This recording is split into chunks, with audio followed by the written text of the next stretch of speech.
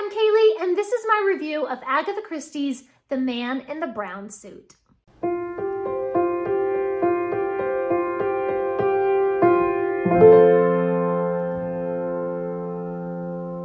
I was so excited to sit down and reread this. I read it, I think in college. So 2001, 2002, something like that. And whenever people ask me what my favorite Agatha Christie book is, I always say Man in the Brown Suit. But after 20 years, I had to wonder, is that still my favorite? And so I was like, well, it is definitely time for a reread. And it is still my favorite, for sure, far and away, so much my favorite.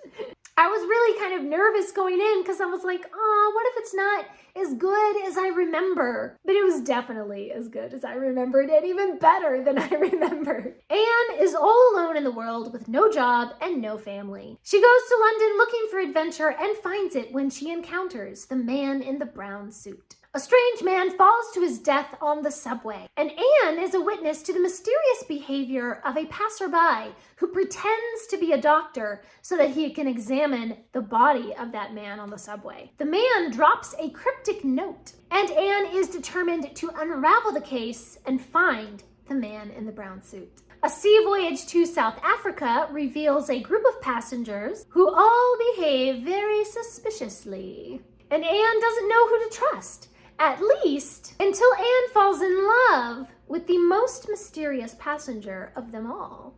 This plot is so fascinating with so many twists and turns. I mean, you really have to pay attention to keep up. I was just completely thrilled again with the mystery and the clues. I kept thinking, I remember who the bad guy is, right? Maybe if I'm remembering wrong, maybe it really is that other guy. So even rereading it, Agatha Christie still had me fooled. Every little detail and clue just set my brain to wondering and analyzing and puzzling it through. The plot is just so tantalizing. And the ending is wonderfully satisfactory with all of those loose ends tied up nice and neat.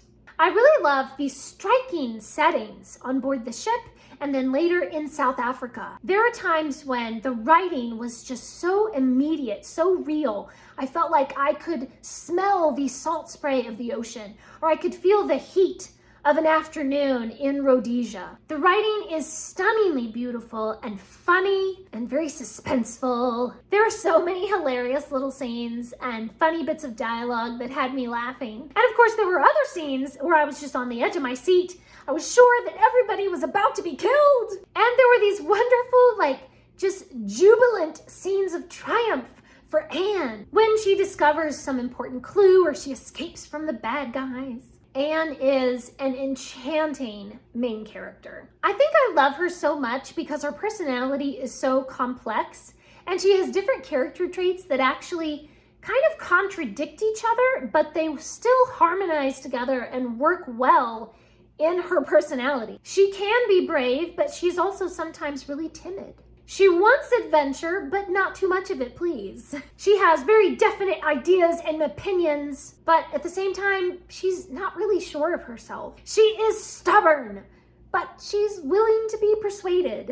Anne is just so charming in her own sweet way, and we get to see the other characters' reactions and how they start to feel her allure. She has a strong but soft personality. She is wild, she is mild, she is utterly bewitching, and I adore her. And I love the insane romance in this book. Anne falls in love with the most unlikely person in the most ridiculous circumstances, and somehow it works.